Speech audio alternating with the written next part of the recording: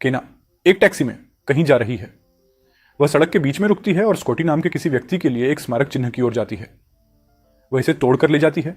Scottie से कहती है कि वह अच्छे व्यवहार के लिए बाहर है। वह इसे चुरा रही है क्योंकि उसे स्मारक पसंद नहीं थे और अब उसे भी नहीं है। वह पैराडाइज नामक अपार्टमेंट पहुंचती है। वह पहले महीने का किराया देती है और मैनेजर कहता है कि उसे एक बिल्ली का बच्चा भी लेना होगा। वह मजबूरी में उसे लेती है और अपने कमरे की ओर जाती है। वह कहती है कि उसे नौकरी लेनी होगी क्योंकि वह यहां किसी से मिलने आई है। इस बीच लेजर नाम का एक लड़का डीएम नाम की एक छोटी लड़की के साथ खेल रहा है। उसकी दादी ग्रेस जल्द ही उसे फोन करती है। वह डीएम को ले जाती है और लेजर चला जाता है। वह देखता है कि किसी ने स्कॉटी का स्मारक चुरा लिया है। वह उस बार में जाता है जिसे वह मैनेज करता है और अपने कर्मचारियों रोमन और मैरी से मिलता है। वह रोमन को बताता है कि किसी ने स्कॉटी का स्मारक चुरा लिया है। वह सोचता है कि ऐसा कौन करेगा। केना नौकरी की तलाश में है। वह एक दुकान से दूसरी दुकान जा रही है काम ढूंढने के लिए, लेकिन कोई भी उन्हें काम पर नहीं रख रहा है। वह एक डाइनर में जाती है जहां अंततः उसकी जरूरत होती है। उसे एक आवेदन दिया जाता है। वह उस सवाल पर रुक जाती है कि क्या उसे कभी किसी अपराध के लिए दोषी ठहराया गया है। वह हाँ पर टिक करती है और महिला कहती है कि वे किसी रिकॉर्ड वाले व्यक्ति को काम पर नहीं रख सकते। वह सुपरमार्केट डॉलर डेनवर का सुझाव देती है। वे हमेशा लोगों की तलाश में रहते हैं। वह डॉलर डेन की ओर जाती है और स्कॉटी को याद करती है जहां उसने पहली बार उससे मुलाकात की थी। वह एक कैशियर थी। उसने उससे बाहर जाने के लिए पूछा। वह कहती है कि उनकी नीति है कि कर्मचारी ग्राहकों को डेट नहीं कर सकते। वह अपने उत्पाद ले जाता है और उन्हें वापस कर देता है। कहता है कि वह यहां से फिर कभी नहीं खरीदेगा। वह फिर से अपने प्रस्ताव के साथ आता है और वह उसके ट्रक के रंग की आलोचना करती है। वह कहता है कि यह उसके सबसे अच्छे दोस्त का है और वह अंततः बाहर जाने के लिए सहमत हो जाती है। वह डॉलर डैन में प्रवेश नहीं करती और एक बार की ओर जाती है। स्कॉटी की जगह है। वह केवल कॉफी मांगती है। वह कहता है कि यह एक बार है, लेकिन फिर भी उसके लिए एक बनाने के लिए सहमत हो जाता है। वह कुछ नोटबुक निकालती है और उनमें व्यस्त हो जाती है। वह उसे कॉफी लाकर देता है। वह समीक्षा के लिए पूछता है। वह एक घूंट लेती है और मुस्कुराते हुए इसे 3 स्टार देती है और गलतियों के बारे में बताती है। वह उससे नोटबुक्स के बारे में पूछता है। वह तुरंत उन्हें वापस बैग में रख लेती है और पूछती है कि क्या वे लोग भर्ती कर रहे हैं, लेकिन वे नहीं कर रहे हैं। लेजर कुछ अन्य ग्राहकों की देखभाल करता है और वह चली जाती है। वह देखता है कि उसने स्टूल पर कुछ नोटबुक्स छोड़ दी हैं। वापस जाते समय उसे उनकी याद आती है और वह बार में लौटती है। वह कहता है कि यह पीछे है। उन्हें उसे देता है। वादा करता है कि उसने इसे नहीं पढ़ा है। वह उसे वापस ले जाता है और जाने से पहले वह उसका नंबर मांगता है। वह कहती है कि उसके पास फोन नहीं है। किसी ने दूसरे कमरे से लेजर को बुलाया। उसका नाम सुनकर उसकी मुस्कान गायब हो जाती है और वह तुरंत वहां से चली जाती है। वह अपने कमरे में जाती है और अपनी डायरी में लिखती है, स्कॉटी को संबोधित करते हुए। उसने आज उसके दोस्त से मुलाकात की। उसने उसे नहीं पहचाना क्योंकि वे कभी मिले नहीं थे और वह दूरी बनाए रखेगी। उसे उसके जन्मदिन का समय याद है। वह बाहर जाकर मजे करना चाहती थी, भले ही उसकी मां नहीं चाहती थी, लेकिन वे फिर भी बाहर गए और रात में पुलिस आई और कहा कि उनका एक्सीडेंट हो गया है और वह नहीं बचा। केना को जिम्मेदार ठहराया गया। उसने वाहन हत्या के लिए दोषी ठहराया और उसे 7 साल की सजा सुनाई गई। अगली सुबह लेजर डीएम को बॉल गेम के लिए लेने आता है। डीएम लेजर से अपनी मां के बारे में पूछती है। वह कहती है कि ग्रेस ने उसे बताया कि उसकी मां उसे तब तक नहीं मिल सकती जब तक उसे बड़ी कार नहीं मिल जाती। बाहर वह ग्रेस से कहता है कि वह अपनी मां के बारे में पूछती रहेगी जब तक उसे पता नहीं चल जाता। केना सुपरमार्केट जाती है, लेकिन इस बार भी उसे उसके रिकॉर्ड के कारण मना कर दिया जाता है। वह निराश होकर वॉशरूम जाती है। अंदर एक कर्मचारी जिसका नाम एमी है रो रही है क्योंकि उसने किसी की कार को टक्कर मार दी है, लेकिन उसके पास बीमा नहीं है। वह पूछती है कि उसका आघात क्या है और केना जवाब देती है कि वह नौकरी नहीं पा सकती क्योंकि वह अभी अभी जेल से बाहर आई है। एमी कहती है कि वह जीत गई। फिर वह उसे बताती है कि वह प्रबंधक से बात करके उसे बैगर के रूप में एक शिफ्ट दिला सकती है। जल्द ही एक लड़की जिसका नाम डायना है अंदर आती है। वह केना को पहचानती है क्योंकि वे एक ही अपार्टमेंट में रहते हैं। बाद में केना ग्रेस के घर जाती है। लेजर अंदर है जब वह उसे कार से बाहर आते हुए देखता है। वह बाहर जाता है, पूछता है कि उसे कैसे पता है कि वह यहां रहता है। वह कहती है कि वह यहां उसके लिए नहीं है और तभी उसे एहसास होता है कि वह कौन है। वह तुरंत उसे घर से दूर खींचता है और उसे अपने घर ले जाता है। वह उसे याद दिलाता है कि अब उसकी बेटी पर उसका कोई अधिकार नहीं है। वह उसे ले जाने के लिए कार तैयार करने बाहर जाता है। वह बाहर भागने का मौका लेती है, लेकिन वह उसका पीछा करता है और उसे रोकता है। ग्रेस बाहर आती है, लेकिन वह उसे रोकता है और उसे उसके अपार्टमेंट में वापस ले जाता है। वह उसे गाली देती है और चली जाती है। वो कमरे में जाती है और जेल में बच्चे को जन्म देने और अपनी बेटी को उससे दूर ले जाने के समय का सपना देखती है। वह जाग जाती है जब डायना उसके कमरे में आती है। वह पूछती है कि उसके पास कोई फर्नीचर क्यों नहीं है। केना कहती है कि वह अभी अभी यहां आई है। डायना फ्रिज खोलती है और पूछती है कि क्या वह चीज ले सकती है। वह हाँ कहती है और अनुरोध करती है कि वह चली जाए। डायना बिल्ली को सहलाती है और पूछती है कि वह गरीब क्यों है। केना कहती है कि वह अभी जेल से बाहर आई है और डायना जवाब देती है कि उसके पिता भी जेल में हैं। फिर वह पूछती है कि वह इतनी उदास क्यों है और केना उसे अपनी बेटी के बारे में बताती है। डायना कहती है कि उसके पास कुछ चमकदार चीजें हैं और वह उन्हें उसके साथ जलाना चाहती है। केना को जेल में बिताया समय याद आता है। एक महिला उसकी स्तनपान में मदद करती है और उसे बताती है कि वह अपने बच्चे के छिन जाने से कभी उबर नहीं पाएगी, इसलिए उसे यही फैसला करना होगा कि वह अपने दुख में मरना चाहती है या उसमें जीना चाहती है। वह कहती है कि वह उसमें जिएगी। लेजर उस जोड़े की ओर जाती है और वे इस बात से नाराज हैं कि वह पहले ही बाहर आ गई है। पैट्रिक कहता है कि वह वकील को फोन करेगा। काम पर वापस लेजर रोमन को बताता है कि केना वापस आ गई है। उसने केवल एक बार उसकी मगशॉट देखी थी, लेकिन वह अलग दिख रही थी। रोमन कहता है कि वह बिल्कुल पत्थरदिल हत्यारी नहीं है, लेकिन वह उसे याद दिलाता है कि उसने उसे मरने के लिए छोड़ दिया था। रोमन कहता है कि उसने भयानक चीजें झेली हैं और वह उसे अच्छी तरह से जाने बिना उसका न्याय नहीं करेगा और न ही उसे करना चाहिए। केना डायना के साथ स्पार्कल्स का आनंद ले रही है। लेजर वहां पहुंचता है। वो गुस्से में उसकी कार की ओर बढ़ती है, अंदर बैठती है और पूछती है कि वह यहाँ क्या कर रहा है। वह कहता है कि वह देखना चाहता था कि वह ठीक है या नहीं। वह कहती है कि उसे चिंता है कि वह अपनी जान ले लेगी और वह अपनी बाकी जिंदगी दोषी महसूस करेगा। डायना अंदर आती है और पूछती है कि वह कौन है। वो कहती है कि वही है जो उसे उसकी बेटी से मिलने नहीं दे रहा है। वह उसे झटका कहती है और वे चले जाते हैं। अगले सुबह जोड़ा चिंता करता रहता है, सोचते हुए कि वह डीएम को छीन सकती है। लेजर कहता है कि शायद वह ऐसा नहीं करेगी जिससे वे नाराज हो जाते हैं, कहते हुए कि उसे नहीं पता कि वह क्या करने में सक्षम है। वह कहता है कि शायद वे उससे मिलकर देख सकते हैं कि वह क्या कहना चाहती है, लेकिन पैट्रिक इसे मना कर देता है, कहते हुए कि यह पहले से ही बहुत कठिन रहा है। डीएम ग्रेस को फोन करता है और पैट्रिक स्कॉटी के प्लेहाउस को ठीक करने में व्यस्त हो जाता है। लेजर कहता है कि यही स्कॉटी ने अपनी पहली किस की थी।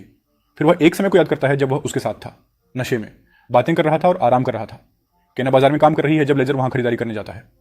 जब वह बिल करने वाली होती है तो वह उसके काउंटर की ओर बढ़ता है। एमी उससे मदद करने के लिए कहती है और वह चीजें उसके ट्रक में ले जाती है। वो उससे पूछती है कि क्या उसकी बेटी उसकी तरह दिखती है। वह हाँ कहता है और वह पूछती है कि वह कैसी है। वह इसका जवाब नहीं देता। डायना आती है और उसे फिर से झटका कहती है और वह हंसने से खुद को रोक नहीं पाती। बाद में जब वह वापस जा रही होती है तो बारिश शुरू हो जाती है और वह लेजर के बार की ओर जाती है। वह उसे घर छोड़ने की पेशकश करता है, लेकिन वह कहती है कि वह इंतजार करेगी। वो कहती है कि संगीत दुखद है और कोई आश्चर्य नहीं कि यहाँ कोई नहीं आता। वो यह भी कहती है कि सारा संगीत दुखद है। लेजर केन को छोड़ देता है। वह उससे पूछता है कि क्या वह डीएम तक पहुंचने के लिए बाहर गई थी। हालांकि वह कहती है कि वह उसे नहीं जानती थी। उसने उसका नाम पहचाना और तुरंत वहां से चली गई। अपने काम पर लेजर फोन पर डीएम से बात करता है। वह कहती है कि वे किराने की खरीदारी करने जा रहे हैं, लेकिन इससे पहले कि वह दुकान का नाम पूछ सके वह फोन काट देती है। वह तुरंत बाहर जाता है और ग्रेस को कॉल करता है, लेकिन संपर्क नहीं हो पाता। लेजर तेजी से गाड़ी चलाता है और समय पर वहां पहुंचता है। वह उसे रोकने के लिए दौड़ता है। केना अंदर से देखती है और उनके पीछे दौड़ती है, लेकिन वे पहले ही जा चुके होते हैं। वह लेजर पर गुस्सा है। एमी बाहर आकर पूछती है कि क्या सब कुछ ठीक है। वो कहती है कि वह दिन की छुट्टी ले सकती है। केना उसका धन्यवाद करती है और बाहर निकल जाती है। लेजर कार से उसका पीछा करता है, उसे अंदर बैठने के लिए कहता है। वह नहीं सुनती और एक खेत के पास बैठ जाती है। वह उसके पास आ जाता है। वह कहती है कि जेल में अन्य माताओं ने उसे बताया था कि उसके बच्चे को ले जाने से पहले उसे 2 दिन मिलेंगे। हालांकि उसकी बेटी 6 हफ्ते पहले ही आ गई थी। उसके फेफड़े पूरी तरह से विकसित नहीं हुए थे और उसे तुरंत अस्पताल ले जाना पड़ा। केना को उन 2 दिनों को अकेले सहना पड़ा। उसने सोचा था कि ग्रेस और पैट्रिक उसे उसकी जिंदगी का हिस्सा बनने देंगे, लेकिन यह सोचना उसकी मूर्खता थी। लेजर उसे उसकी बेटी का एक वीडियो दिखाता है। वह उसे आश्चर्य से देखती है और मुस्कुराती है, यह देखकर कि वह लेजर के साथ कितनी खुश लग रही है। बाद में शाम को उन्होंने कुछ खाना खाया। केना उसे पूछती है कि क्या वह उससे नफरत करता है।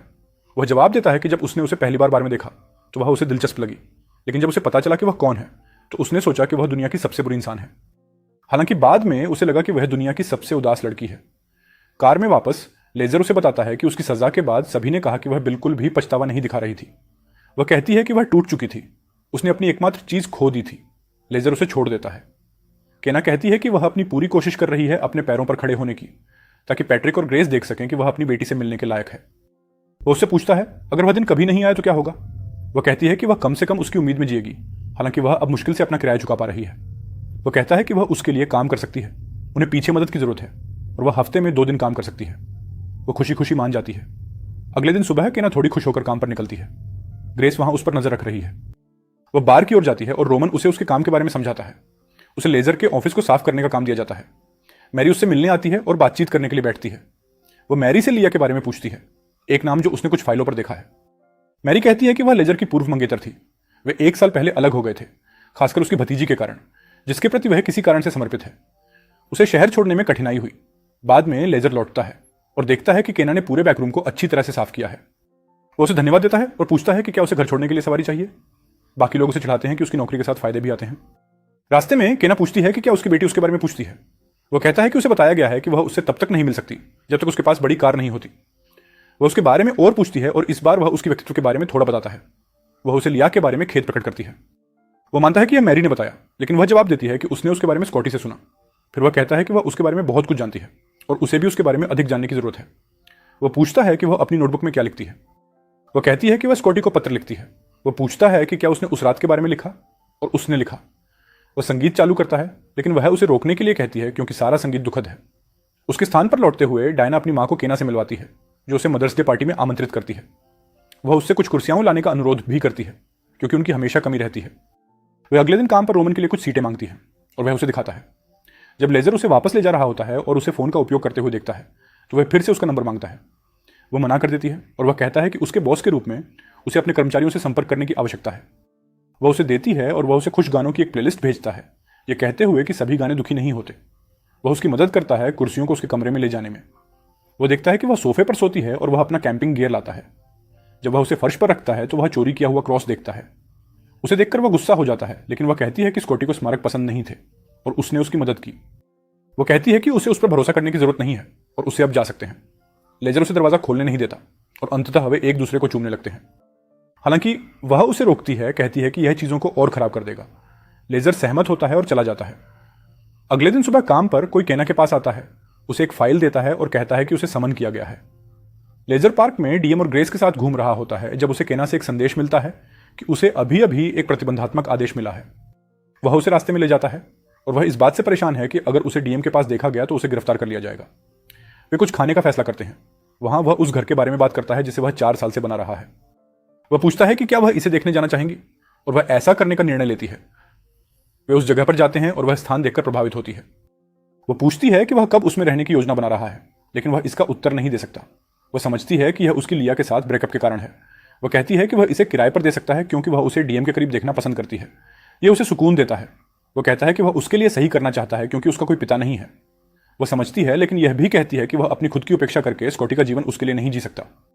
काम पर वापस पीछे काम करते हुए लेजर पैट्रिक और ग्रेस को अंदर आते हुए देखता है। वे कहते हैं कि उन्हें एक रात बाहर की जरूरत थी। केना उन्हें देखती है। पैट्रिक कहता है कि डीएम ने अपना बैकपैक उसकी ट्रक में छोड़ दिया और उसे लेने जाता है। लेजर उसका पीछा करता है, कहता है कि वह खुद कर सकता है, लेकिन वह फिर भी बारिश में जाकर उसे ले लेता है। सौभाग्य से केना पहले ही जा चुकी है। अपार्टमेंट में वापस उसके दरवाजे पर दस्तक होती है। यह लेजर है जो धन्यवाद कहने आया है। वह कहती है कि वह इसे टेक्स्ट में ही कह सकता था। वह मुस्कुराता है। वह पूछती है कि वह यहाँ क्यों है, और फिर वह उसे चूमता है और अंततः वे प्रेम करते हैं। सुबह में वह उसे अपनी डायरी लिखते हुए देखता है। वह अनुरोध करता है कि वह इसे पढ़े। वह स्कॉटी को लिखती है कि उसने अभी उसके सबसे अच्छे दोस्त के साथ सेक्स किया। हो सकता है कि वह इसे सुनना नहीं चाहता था, लेकिन जहां भी वह है वह जानती है कि वह उसे खुश देखना चाहेगा। लेजर ग्रेस से मिलने जाता है और उसे फूल देता है। उसे मदर्स डे की शुभकामनाएं देता है।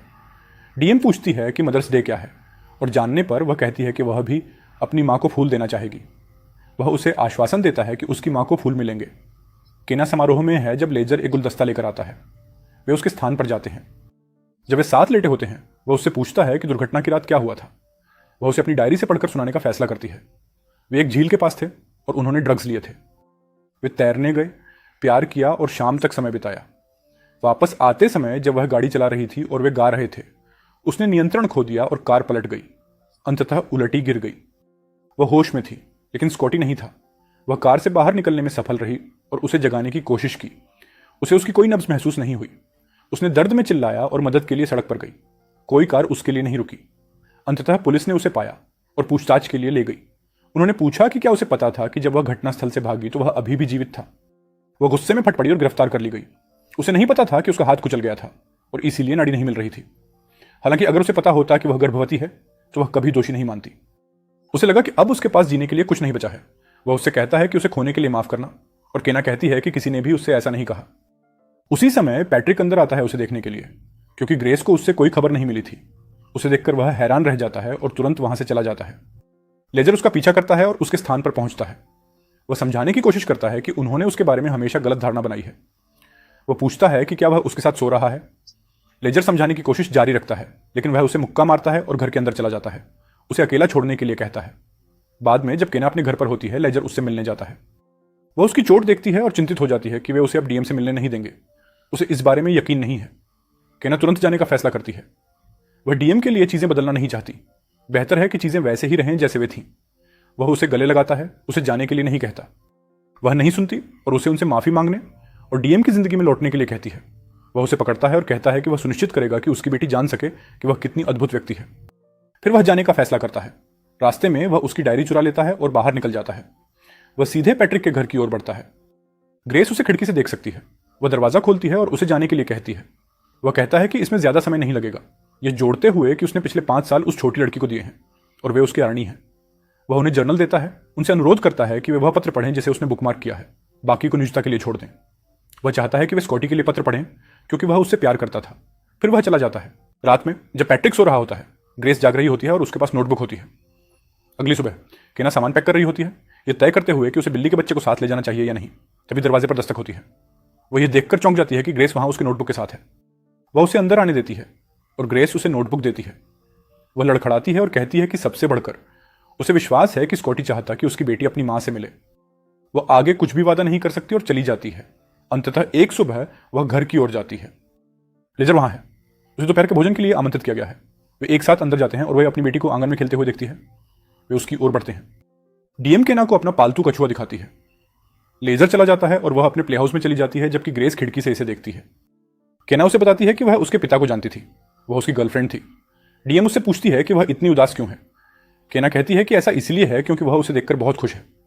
डीएम सोचती है क्यों, और फिर केना उसे बताती है कि वह उसकी मां है। डीएम जिज्ञासु है और पूछती है क्या अब उसके पास बड़ी कार है। केना कहती है कि वह अभी भी उस पर काम कर रही है। फिर वह उसके साथ खेलने लगती है। केना वापस अंदर आती है और ग्रेस को रसोई में देखकर पूछती है कि क्या वह उसकी किसी चीज में मदद कर सकती है। आखिरकार ग्रेस रोने लगती है जब केना उसके पास आती है और उसे गले लगाती है। लंच टेबल पर डीएम लेजर की गोद से केना की गोद में चली जाती है, जबकि दादा दादी इसे शांति से देखते हैं। बाहर पैट्रिक लेजर के पास जाता है और कहता है कि वह उसे बचपन से जानता है और कभी भी उसने उसे संदेह करने का कारण नहीं दिया। तो अगर वह उसे बताता है कि केना डीएम के योग्य है तो वह उस पर भरोसा करता है। बाद में लेजर केना और डीएम को स्कॉटी के स्मारक स्थल पर ले जाता है। साथ में वे इसे वापस रखते हैं और अंततः अपनी वापसी की यात्रा पर निकलते हैं। आप 2026 की फिल्म रिमाइंडर्स ऑफ हिम का रिकैप देख रहे थे। ऐसे और रिकैप्स के लिए चैनल को सब्सक्राइब रखें